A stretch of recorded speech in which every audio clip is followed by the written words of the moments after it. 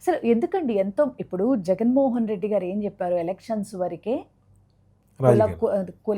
పార్టీలు చూడండి, అవును, ఎలక్షన్స్ తర్వాత కులం చూడొద్దు, పార్టీ చూడొద్దు, తనా చూడొద్దు, మనా చూడొద్దు.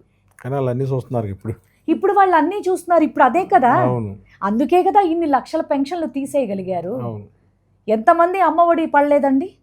ఇప్పుడు 87 లక్షల మంది వాస్తవంగా ఆ స్టేట్లో ఉన్నటువంటి పిల్లలందరికీ ఇవ్వాల్సినటువంటిదండి. అవును, అంటే నీ ఇంట్లో నీ ఇద్దరున్నా, ముగ్గురున్నా, ఎంతమంది ఉంటే అంతమందికి ఇస్తానని ఒప్పుకున్నావు కదా నువ్వు. అందులో 2000 కోత కోసావు. ఆ 2000 ఇప్పుడు ఎవరి అకౌంట్లో పోయిందో తెలియదు, ఇప్పుడు లెక్క తెలీదు. నువ్వు చేస్తున్న డెవలప్మెంట్ ఎక్కడా కనిపించవట్లా.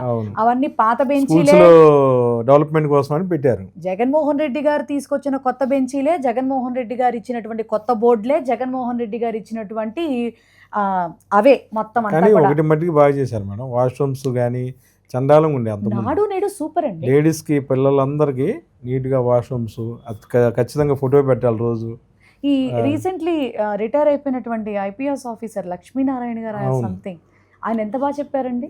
జగన్మోహన్ రెడ్డి గారు ఆయన అవ్వచ్చు, సుమన్ గారు కావచ్చు, అట్లాగే చోటాకే నాయుడు గారు కావచ్చు, ఇట్లా రాజకీయాల బాబుమోహన్ గారు కూడా పార్టీలో ఉన్నవాళ్ళు, పార్టీలకు అతీతమైన వాళ్ళు, ప్రతి ఒక్కళ్ళు కూడా. అంతెందుకండి, నిన్నగాక మొన్న విజయ్ దళపతి ఆయన స్టైల్ ఏంటంటే సింగిల్ గా ఎలా ఉంటుందో నేను అలాగే ఉంటాను అని చెప్పని అన్నారు. అసలు ఆయన ఆ యొక్క ఇది జగన్మోహన్ రెడ్డి గారి ఇదంతా కూడా రజనీకాంత్ గారి గుంపుల్లో వస్తాయి, పందులే గుంపుగా వస్తాయి, సింహం సింగిల్ గా వస్తాయి.